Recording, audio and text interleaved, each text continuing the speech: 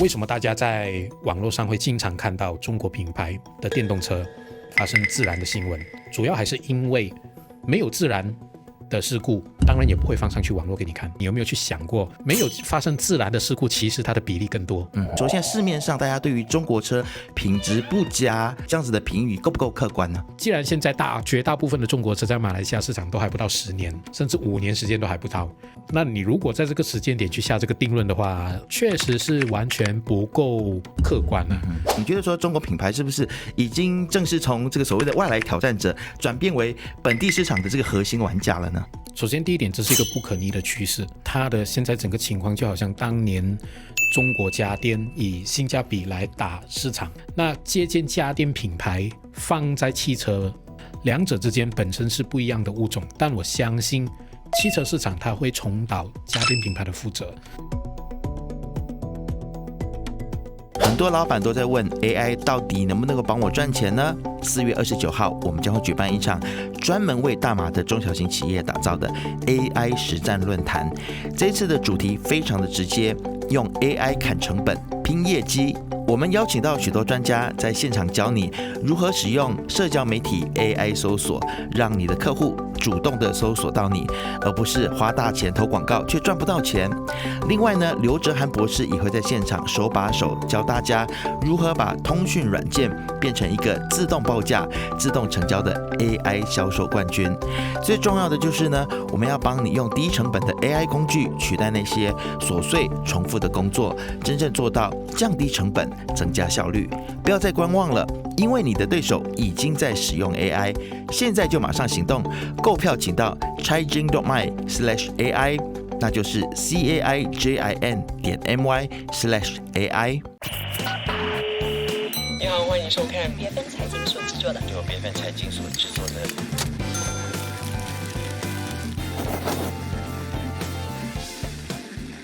这个时候你在收看以及收听的是 BFM 财经所制作的自由时事。你好，我是能杰。在开始我们今天的对话之前呢，不要忘记要订阅、按赞以及开启小铃铛。那么当然呢，我们 BFM 财经在4月底呢会有一场的活动哦，相关的活动的讯息呢，大家可以在我们的这个说明栏里面去看。这个活动呢是跟企业、跟中小型企业、跟 AI 相关的活动。那如果你想要让你的企业也能够透过 AI 来进行自动化，或者是用 AI 来砍成本，然后来增加你的效益的话呢，就一定要来参与我们这个活动。好，这个时候回到我们今天的节目啊，我相信这2年呢，大马的路上都非常出现了一个非常显眼的变化，那就是中国品牌的汽车呢是能见度越来越高。那我们看到说，现在在整个的马来西亚的汽车的销售排行榜当中呢，10大里头，我们看到中国汽车的名字是越来越多了。但是其实在市场上面呢，也有一些人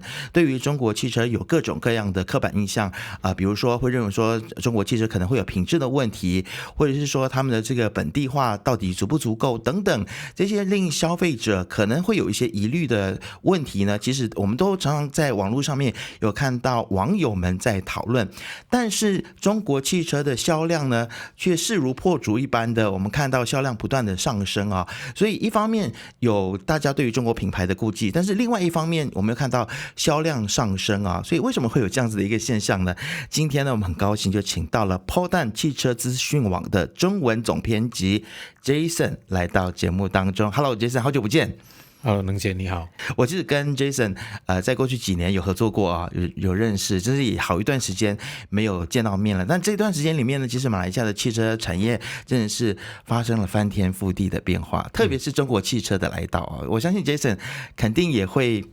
非常有感受。那我们来看一下2025年的这个数据我们看到中国汽车品牌像是奇瑞它已经跃升到大马销量的这个排行榜的前5名吧没有5也有6啦，我觉得现在我们也看到了像是之前的电动车品牌，像 BYD， 还有现在极客 Zeekr 等等可以算得上是越来越多中国品牌来到这个本地当中了。所以你会怎么看这个现象？你觉得说中国品牌是不是已经正式从这个所谓的外来挑战者转变为本地市场的这个核心玩家了呢？首先第一点，这是一个不可逆的趋势。没错，因为它的现在整个情况就好像当年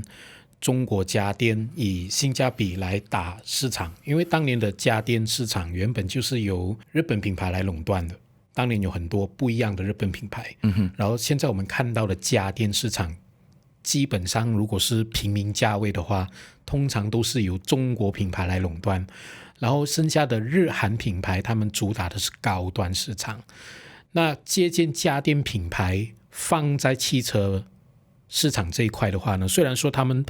两者之间本身是不一样的物种，但我相信汽车市场它会重蹈家电品牌的覆辙，这是一个不可逆的趋势。因为消费者到头来理性消费者跟价钱敏感的消费者毕竟还是占市场的绝大多数，最终他们还是会以价钱来作为一个主要的考量。然后第二点就是看它的性价比，然后第三点就是为什么中国家电能够在过去的10年里面迅速占领这种平价价位、亲民价位的市场，主要还是因为他们的那个品质跟可靠程度做上来了。那我觉得汽车这一块市场其实它也会遵循一样的道理，只要你经过一段长时间的那种经验累积，还有消费者对于那种几年时间下来的那种使用体验的回馈了之后，他们的口碑一旦上来，他还是会慢慢的去蚕食更多原本由日本品牌主导的那个市场。而现在我们看到过去的那2-3年时间里面，它确实也逐步的在发生着这样子的一个变化。那 Jason 你怎么看呢？现在其实日韩品牌的汽车有没有像家电一样在中国的品牌进驻到马来西亚之后，我们因为看到过去家电那日韩品牌可能它就变成高端品牌嘛，但是在高端的这件事情上面，或者是我们说性价比这件事情上面，你觉得日韩品牌现在是处于一个怎么样子的位置呢？如果你纯粹要讲性价比而不看它的售后服务，而不看对于品牌的那种信心程度的话，那当然性价比基本上全世界没有任何一个国家的品牌可以跟这些中国的汽车品牌打对台。所以他们能够做的东西就好像现在我们可以看到的 Sony、Panasonic 这种，他们就是靠品牌光环，然后靠一些比较新的一些核心技术。我这里所说的核心技术放在汽车领域里面，并不是说大屏幕啊、天窗啊这些东西，而是比较崭新的一些引擎跟变速箱技术，这种比较难以去攻破，这种是有那种知识产权壁垒的那种技术，他们只能够走这条路，靠这种技术上的突破跟创新去维持他们自己的一个品牌定位。那如果你说要完全打高端的话呢，汽车领域它跟家电品牌稍微有一点点的不同，因为汽车领域它里面它本身就已经形成一个非常成熟的一个生态圈。就以日本品牌来说，我们大家都知道 Toyota、Honda 它主打的就是一个平民品牌。你如果要在日系品牌里面挑一个豪华品牌出来，它就是 Lexus 或者马来西亚没有的这种 Infiniti 啊、Acura 这种，他们也是 Honda、日产的子公司，所以他们已然形成了这种成熟的体系。如果你在这种情况下，你硬要把原本主打平民市场的 Toyota、Honda 硬要往上拉的话，其实它很难去形成，因为品牌形象它是固有的，你要去改变一个人的思维，那是动辄要几十年的时间。 OK，了解。好，那说到即使现在汽车品牌的竞争，我们看到有一个非常特别的 DNA， 就是中国技术或者是中国品牌跟本地品牌的一个结合我相信很多人都知道我在讲的就是 Proton 那其实 Proton EMA7 在马来西亚现在2025年大马 EV 的销量冠军。那这个是不是也侧面证实说这种外来品牌或者是中国品牌跟本地的品牌或者是说中国技术加本地的品牌的这种结合的模式，会是让大马的消费者最喜欢或者是比较能够接受的模式？我会觉得说它是取了两家之长。所谓的两家之长就是中国品牌的，当然技术也有，但是我觉得除了技术之外，更大的关键点在于它的成本。成本是中国品牌最大的优势，它可以在同等技术或者技术接近的情况下，把产品的实际价位压得很低，然后再加上本土品牌，也就是 Proton 在本地已经经营了很多年的那个知名度，还有它已经非常成熟的整个售后服务体系。那为什么我个人觉得 Proton 在电动车领域这方面，它可以卖得比 BYD 更好，甚至于它的优势相对于 BYD 那么的明显，主要还是因为它有 Proton 自家已经非常成熟的一个售后服务的一个网络加持。我就举一个例子好，今天你去巴生谷地区，任何一个比如说安邦啊、松埃布鲁啊、拉旺啊、沙登啊这些地方，你几乎每一个小区都找得到一间 Proton 的保养中心。但是如果你买 BYD， 虽然说 BYD 的价钱它相对于 EMAS7 没有相差很大，两者之间的科技其实也是差不多雷同，但是说售后服务的便利程度 Proton 肯定会比 BYD 好，因为目前为止 BYD 在全国的那个售后服务的那个据点的数量还是远远落后于 Proton。那我个人觉得这是一个非常大的加分项，毕竟不太会有人希望自己买了一台车过后每半年去保养一次，都可能还要开车1个小时去一个很远的地方。那如果说你家里面附近你就有一个很方便开车5分钟就能到的保养中心，这绝对是一个加分项。对，毕竟其实 Proton 它在马来西亚真的是已经生根非常非常久的时间，所以它的这个据点肯定是会比较多。但是说到据点多，我其实发现说现在像中国品牌他们也不断的在拓展他们的据点比如说我看奇瑞这个品牌，他们现在也不断的很努力的很快速在拓展，有时候那个速度也让我觉得也是有一点点目不暇接啊。我们短短在2-3年的期间之内，我们看到奇瑞在马来西亚落地了好多好多不同的品牌，包括像是 J-Cool 啦、Omoda 对、海卡啦，对，还有现在最近大家讨论非常高的这个 T2。对，这个绝对是他们的子品牌。是，那其实 OK， 如果我们看 J-Cool 的话它现在它的这个1年的残值率呢，很像已经能够稳定在70%左右。那这个可能也回应了过去大家会说中国品牌可能这个二手价不太好的状况。你觉得这个对于中国品牌来说，还是现在的状况还是这样吗？就是二手价的部分。还是会大家比较担心说以后我要卖车的时候二手价不好。首先二手价这个东西，我个人是觉得要花比较长的时间才能做判断。我举个例子当年 Proton X70 在2019年刚在马来西亚发布的时候，你如果在2021、2022去看2019年第一批新车的二手价，其实也不至于到那么的差。 OK，但是你如果现在在2026年去看回2019跟2020的 X70 的二手价，你就会发现真的有一个很大的落差。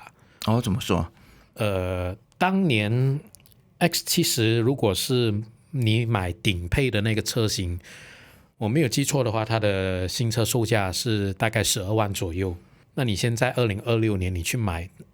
那一台二手车的话，大概4万多块就能买到。那你如果要再讲的话，我个人是觉得这是 Proton 一贯的二手价了。OK， 我不会评论说它好还是不好，但大家可以自己去比较一下 Prodo 还是或者是 Toyota 的二手价来，这是一个很客观的一个现实。因为这种东西二手价你很容易就可以透过像是卡丽莎、姆达这种平台去看到不同的二手车商他们在卖某一个年份某一款车的时候，他们开出来的那个价格，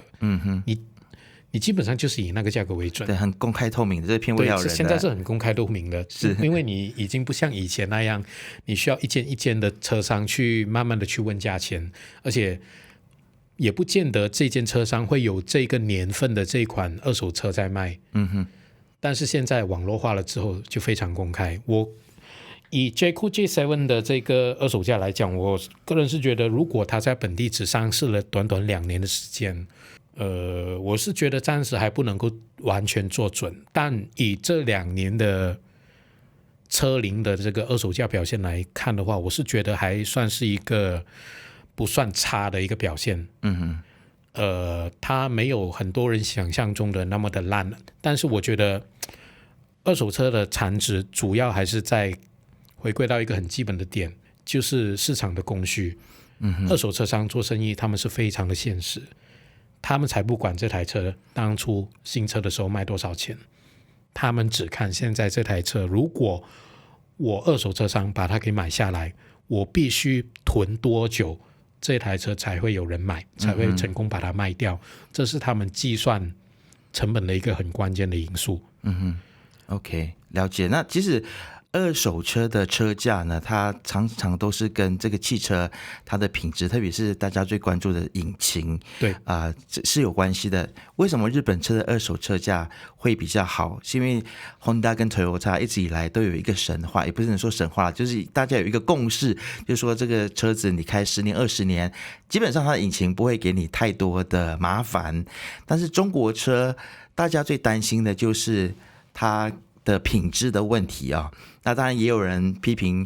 你们这些汽车媒体人说很多汽车媒体人都整天在介绍中国车，那看你们其实也不常买中国车，你们到底自己有没有买中国车？虽然最近戴主义他有做一个影片说他有买中国车了其实有一些汽车媒体人跟记者也是有买中国车。对，所以你自己持平来观察的话，你认为说现在市面上大家对于中国车品质不佳或者品质没有这么好这样子的评语够不够客观呢？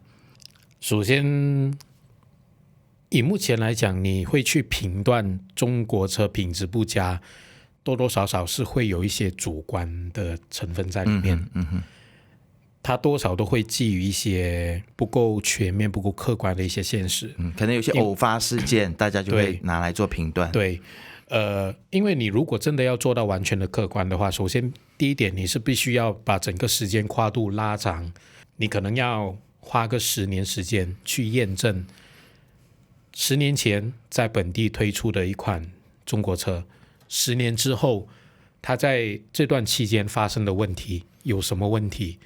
花了你多少的钱去维修，10年过后才来做一个总结，然后你总结出来，你再拿它跟同级同价位的一些日本车或者是韩国车来做一些对比，我觉得只有做到这样子才算是一个完全的客观。那既然现在绝大部分的中国车在马来西亚市场都还不到10年，甚至5年时间都还不到，那你如果在这个时间点去下这个定论的话，确实是完全不够客观了。那当然也有些人会拿某个品牌在中国市场的评语来做参考，但我也必须要说的一点就是，同一款车在中国市场不见得他们搭载的引擎跟变速箱跟马来西亚市场是一模一样。对，是确实。然后中国用户的那种使用场景跟使用习惯也不见得跟马来西亚一模一样。那另外一个其实大家会比较多讨论的就是安全性的问题。那你认为这个所谓安全性的问题，因为其实我们也看到，比如说引擎好了，会有比如说有8年保固，现在你看到大部分的中国汽车品牌，像Hava H6，它就一下子就给到10年所以可能在引擎的部分的话，可能大家会觉得比较安心一点，但是在安全性呢，这个还是可能有一些消费者有些疑虑。首先除了Hava之外，奇瑞也有旗下很多品牌，他们也在提供10年100万公里的引擎保护，不过这个只限引擎而已。首先大家必须搞清楚的一点就是原厂只说引擎，没包括变速箱。OK。 然后一辆车里面除了最贵维修费最贵的除了引擎之外，还有一个东西就是变速箱。那我不是说中国品牌的变速箱一定就会有问题，我没有这样说过。只不过很明显原厂会这么做，就是因为他们知道很多本地消费者他们在意的点，他们担忧的点在哪里，所以他们才会做出一个10年保固100万公里保固的这样子的一个政策。可是大家也不要忽略一个重点，就是你要有它10年保固，通常就意味着未来10年你的车你都要乖乖的回去原厂做保养。所以你必须要接受未来10年你都要给原厂的那种水平的保养费跟工资，而不是第三方比较便宜的那种零件跟工资。这是大家必须要有一个心理准备。我没有说这个政策好还是不好，这个纯粹看个人。有些人觉得花钱买安心很正常，没有问题，没毛病。但也有些人他们可能没有想到那么的深入，他们只看到表面的20年100万公里保固，他们没有去问清楚背后附带的 T&C 是什么。这个是大家必须要先知道的。然后你说安全性的话，我个人是觉得还是要用时间，就好像我刚才说的，你要把整个维度拉长，看10年才来做一个总结。我举个例子好，当年德系品牌有一个德系品牌在马来西亚，大概15、16年前吧，曾经在马来西亚爆红了一阵子。那时候他们的特地几款产品在马来西亚的销量很好，可是后来因为变速箱跟引擎的一些质量问题，导致这个品牌在马来西亚市场的销量跟口碑一落千丈。那目前为止这个品牌它还存在马来西亚市场，只不过它在马来西亚市场已经明显被消费者给边缘化了。所以这种东西你是会要花很多年的时间才看得到那个成果。如果今天我们拉回去2012年2013年，我们看回去那个德系品牌，大家的那个评语就会说，这个品牌很好啊，你看这台车很有力，然后花这样子的价钱你就可以买到涡轮引擎，然后德国最新的技术。可是到了2026年，当年我相信有很多当年在称赞这个品牌的消费者，放在2026年他们对这个品牌的评语可能完全不一样。他们可能也没有那个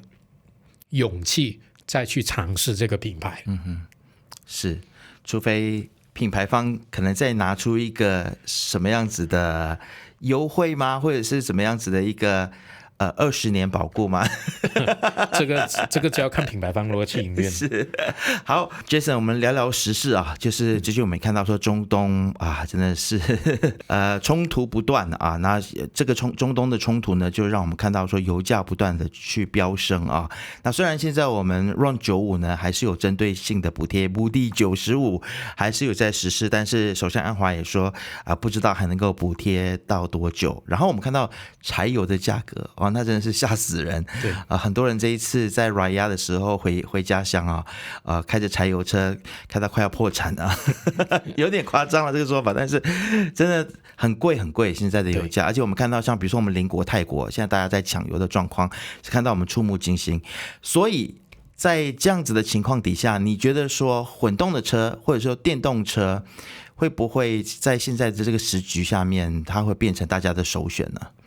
你如果说要因为这个因素而完全影响整个事态发展的话，我觉得倒不至于。因为第一点，没有人知道这场美伊战争它会维持多久，没有人知道伊朗封锁那个霍尔木兹海峡，它的有效封锁期限跟能力会维持到多久。所以关键就在于霍尔木兹海峡到底几时可以恢复通畅。这个是影响国际油价跟国际原油供应的一个最大的关键因素。那既然没有人可以确定这个危机会维持到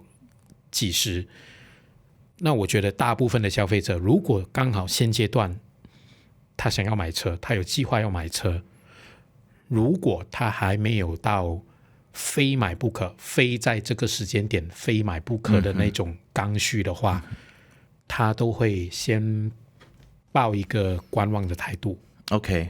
那会有影响的肯定还会有，就是我刚才所说的那种刚需，就是他一定要在这可能未来这1-2个月的时间里面，他一定需要有一台车。那这种情况下他可能会，请容许我用6个字来形容，病急乱投医。OK， 他可能就会因此而病急乱投医去选择一台，也不能说病急乱投医啦，因为这样子的话可能有点贬低有点混动车。只不过他们可能会因此而忽略了偏离了自己原本的那种需求，跑去选择一开始他们没有在考虑范围里面的油电混动。OK， 那确实油电混动在这种情况下它也是会有它的一个优势，但是同时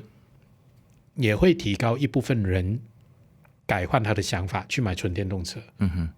但是买纯电动车现在也遇到几个问题嘛，一个就是政府的这个免税的这个补贴已经没有了嘛，这个政策现在没有。但当然，虽然现在蛮多的电动车也开始所谓的本地组装可以免税，但是充电桩又是另外一个问题。充电桩如果你基本上你是住那种我们所谓的 land 的那种，比如说洋房啊、排屋啊那种，我觉得通常都不会是什么大问题。对，比较有问题的都是住在那种高楼住宅的。没错，就像我个人的情况就是，我家的停车场有设2个充电桩，但是我们那边对充电桩有需求的住户，远远超过2个充电桩可以满足的那个需求量，所以这是一个充电桩不足的问题。OK， 所以油电混动车还是会有它的优势，不过我觉得它所造成的影响还不至于到那么的大，它还不至于说让油电混动车在市场上的那个市占率从一夜间从个位数飙升到双位数，我觉得还不至于到那种地步了。OK， 但是其实现在油电混动的技术应该算是蛮成熟了。我坦白讲，我就是因为看到最近的局势，所以我最近换车，我就决定要买 Hybrid 然后我也听说，其实 Hybrid 的技术，虽然我有这个修车的亲戚一直阻止我做这件事情了，一直阻止我买 Hybrid， 但是我想到省油。那我就去最后还是决定了啦，去买 Hybrid。但是它后面的维修是不是真的如传说中的会比较贵呢？维修的成本，我觉得关键点不是在于它的维修费到底有多贵，而是在于你有的选的话，你可以选，其实是可以选择你不要给这笔维修费，跟你要给这笔维修费。如果单纯的说维修费贵不贵，那可以说是目前2026年油电混动车更换那组高压电池的费用呢，是比10多20年前稍微来的比较容易让人接受。但是关键点在于今天马来西亚你还可以买得到很多纯汽油引擎，然后你这台车开了10年之后，你完全不需要付这笔钱去维修高压电池。所以他们的点是在于我需不需要给这笔钱，而不是在于它的维修费贵不贵。 OK， 所以当今天消费者有的选的时候，他就会去选完全免除这个烦恼。OK， 那油电混动车它另外一个点，除了是有没有这个维修费的困扰之外呢，也有一点就很多人都很在意的，就是二手价的问题。因为二手价这个东西有些人会说买车本来就是贬值，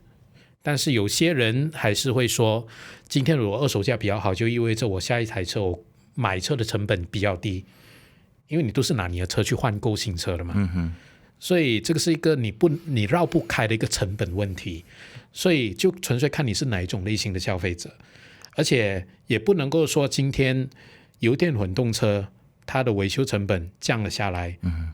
就变成它的二手价会跟纯汽油引擎的车一样。这种东西就好像你炒股票一样。 OK， 它是一个羊群心态。当今天大家都知道油电混动车你会有额外多一个风险，额外多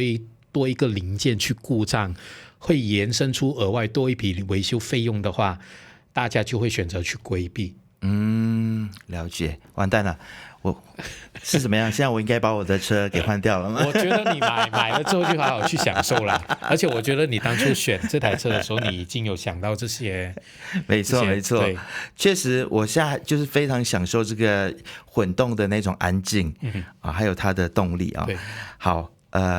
，5年之后再想了啊。好，那我们讲回中国车好了。中国车其实之前大家另外一个比较担心，就是担心自己会买到孤儿车就是品牌如果撤离的话，那我的汽车就变成孤儿了。那是不是如果比如说品牌一撤离，那我维修之后该怎么办等等之类的问题。但是其实我们看到很多的中国品牌已经在本地落实 CKD 了啦，所以Jason 你会怎么建议？是不是其实像比如说比较大的品牌的中国车还是可以考虑，但比如说有一些比较我们这样直接讲品牌好吗？或者是说比较小的，直接说出来就好了。而且那公司实际上在马来西亚已经不存在我觉得他也发不到律师信过来。所以是不是我要特别注意这种小的品牌，就可能大家要特别小心？我觉得看2点，第一，品牌规模；第二，品牌历史。这2个点你都不要轻易的去绕开。OK。那如果说今天你想要买中国车，我个人会建议选一些在中国市场算是老字号啦，存在于市场上相对比较多年的一些品牌，比如说长城啊、Chery 啊，甚至连带一些新创的品牌，但它是依附在一些老品牌旗下的，比如说 Chery 旗下的 Jekko、Omoda、Jetour 这些，都没有什么太大的问题，因为他们在中国市场已经经营的相对的比较健全。OK， 我先不要说这些品牌在中国市场的用户评价如何，但至少他们是稳健的经营了很多年。就像 Proton 在马来西亚市场，我相信你也不会否定，在这么多年以来也有不少人在骂 Proton。确实，但他确实稳健的经营了这么多年。你今天去问一个人，为什么很多人还是会有很多人去选择买 Proton， 除了因为它便宜，就是因为大家也知道 Proton 不会那么轻易的倒闭。当然它不会轻易的倒闭，这当中又有很多的因素，包括政治因素在里面。没错，我们也知道，但我们只看结果。它不会那么轻易的去倒闭。执政者也不会那么轻易的让他们倒闭。这个情况其实换作在中国其实也是成立，因为目前其实有很多在马来西亚经营的中国品牌，他们在中国当地市场其实也是有政府资金在背后背书的，也有补贴，甚至是地方政府或者是中央政府透过一些国企或者是一些国有资金在里面持有股份。OK， 也有。所以我是觉得，如果真的要买中国车，选一些老字号的品牌啦，比亚迪啊这些完全没有问题，因为比亚迪在中国也是好几十年的一个品牌。Chery 啊、GWM 啊，甚至东风，东风在马来西亚目前的存在感虽然不很高，但它在中国也是一个稳健的一个品牌。OK， 那至于某些刚刚最近这2-3年刚冒出来，然后在中国也一直传出很多负面新闻的一些品牌，某些用神指人物、神话人物来命名的一些品牌，我就觉得 OK，好，因为确实根据我从他们的代理商那边听到的一些算是比较内部可靠的消息，也确实不太乐观。了解。那如果是本来是做手机的，然后来做汽车的这样子的品牌呢？如果你说小米这个，我觉得我们可以放心讲它名字出来。OK， 我觉得不太需要担心了，因为对于小米集团整个资金、整个集团规模跟他们的企业的体量来说，造车业务其实对于他们来说可能只是冰山一角。就算造车业务走不下去、造不成，他们也不会有什么很严重的一个影响。OK， 好，你刚才讲到 BYD 但是其实我们在一些影片上面看到什么它的电池啊、汽车自燃有人也称 BYD 的车子是什么行走的定时炸弹啊等等。那你会怎么样看待这件事情？或者是消费者当有这样的疑虑的时候？我觉得任何一个电子产品只要是有电池，你就绕不开会发生自燃的这个可能性。我只能够说客观来讲它的概率还是很低的。 OK， 为什么大家在网络上会经常看到中国品牌的电动车发生自燃的新闻？主要还是因为没有自燃的事故，当然也不会放上去网络给你看。因为那普通的交通事故它没有什么新闻价值，它吸引不到眼球，那我放上去网络干嘛？会放上去网络了，当然都是会自燃起火的啊。所以大家看到感觉上很多，但你有没有去想过，没有发生自燃的事故，其实它的比例更多。所以大家不能够因为这样子而以偏概全的说，电动车就是不安全的，而且纯汽油引擎的车款也会自燃起火啊，它的概率也是存在啊。对，而且我们撇开中国品牌，放眼全世界，特斯拉的电动车也曾经发生过自燃呢。所以大家必须要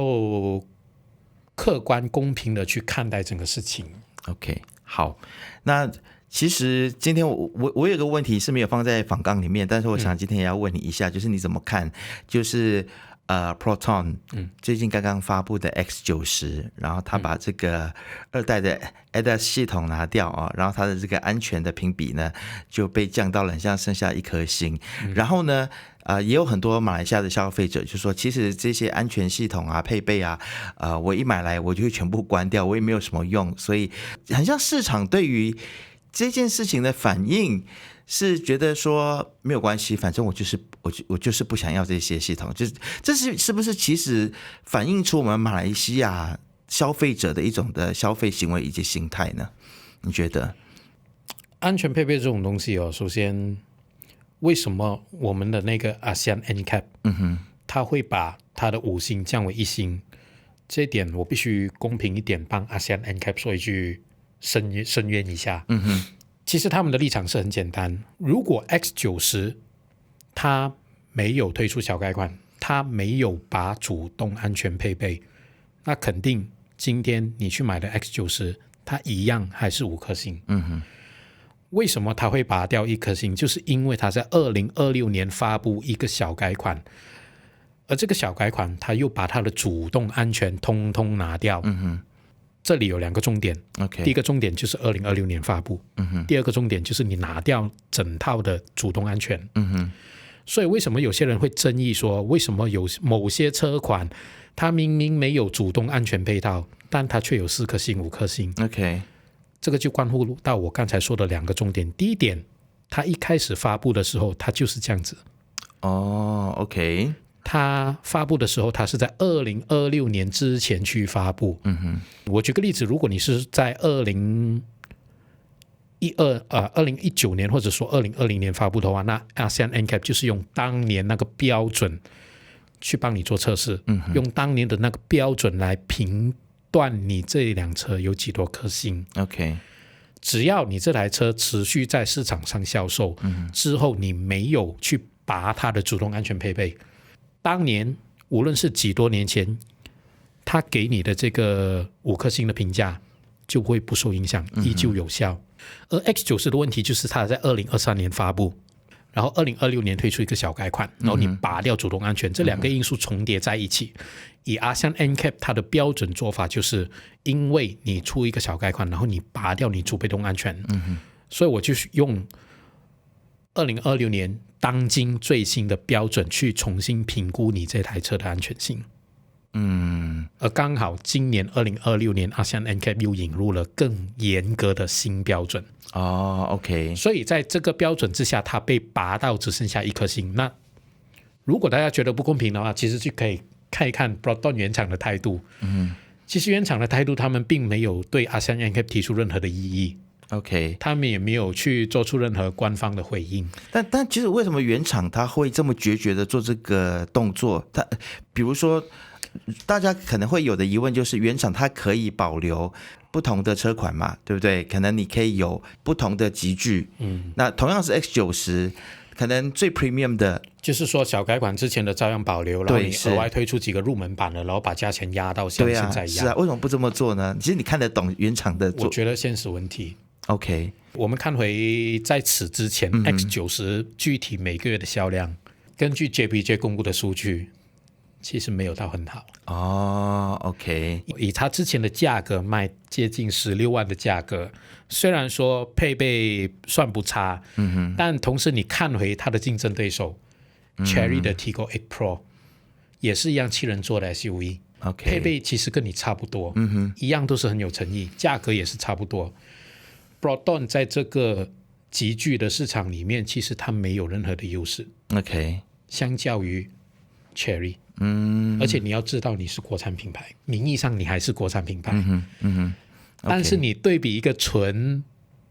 中国进来的一个品牌，你价格上讨不到什么的优势，而且在本地市场来说，7人座 SUV 的市场本来就没有到很大。你要走量的话，以这个价位带你是很难。Broadon 他自己也知道这个事实。我甚至可以讲 Exora 这么旧的一款7人座，售价这么便宜的一款 MPV，它卖了10多年，到临近停产之前，它每个月的销量都能够还维持在300-400辆左右。OK， 但是小改款之前的 X90 这台车才刚推出了9年，2-3年，销量也就差不多。所以还是市场考量啦。对，对不对，这个是一个很现实的东西。Broadon 清楚知道，如果他们不把价格压下来的话，这台车很难走销量。OK，那其实如果现在在这样的一个时局下面啊，在2026年的3月25号我们录影的今天啊，如果大家还是对于那一些，比如说我是要选择日韩的这种比较所谓的传统的燃油车啊，然后我对于这种所谓的品质比较好的或者是品质比较有经过时间验证的引擎还是有情怀，以及我到底是不是要选择中系的车之间还有这样子的挣扎的观众，其实你可以给大家什么样的建议吗？我一向以来，如果当今天我身边有人去问我要怎么选特定的品牌或者选特定的哪几款车，我的个人建议都非常简单。如果今天你是一个汽车小白，你不懂车，你也没有那个兴趣想要去学习车的一些维修知识跟保养知识的话呢，那你就无脑的选 Toyota 跟 Brodo 啊。OK， 因为对于你来说，你对车没有兴趣，你大概率也对所谓的驾驶感跟动力没有太大的要求。你只是把车当成是一个纯粹的工具，那你就无脑的去选 Toyota 跟 Brodo 啊。但是你如果对车是稍微比较感兴趣，甚至是有一些基本知识在里面的话，你当然可以去选择其他品牌。不单只是说欧系品牌、中系品牌、韩系品牌，什么品牌都可以，没有问题。因为重点在于你有兴趣去学习关于汽车这部分的知识，你就会有时间去做功课，你就会找得到专门去维修这个品牌车款的一些维修中心，他们在哪里？你甚至会因此而认识到很多跟你驾同一款车的车主，你们可以互相分享彼此的心得。但如果你不是这种人的话，你就无脑的去选 Toyota、Brodo 或者是 Honda，这样就好了。OK， 那些可以让你比较没有后顾之忧的，对啊，那其实很多时候还是回到自己个人的需求了，对不对？我只能够讲，消费者有千百种，汽车爱好者会很主观的去说，买 Toyota 的人根本不懂车啦，这个那个啦，Toyota 根本没有它的价值啦，Brodo 啊根本就是什么工业垃圾啦。我只能够讲，每个人对车的需求跟观念都不一样。对，有些人只是要代步嘛。对，有些人真的把车当成是家里面的一款电风扇啊、冰箱啊、洗衣机，只要它能正常工作就好。谁会管你家里面的电风扇有几先进、有几发达？对，它只要有没有除湿的功能？它不要出问题给我就好。对。所以这一点就看个人，而且这些汽车爱好者也不见得他们在其他的领域会抱着同样的心态。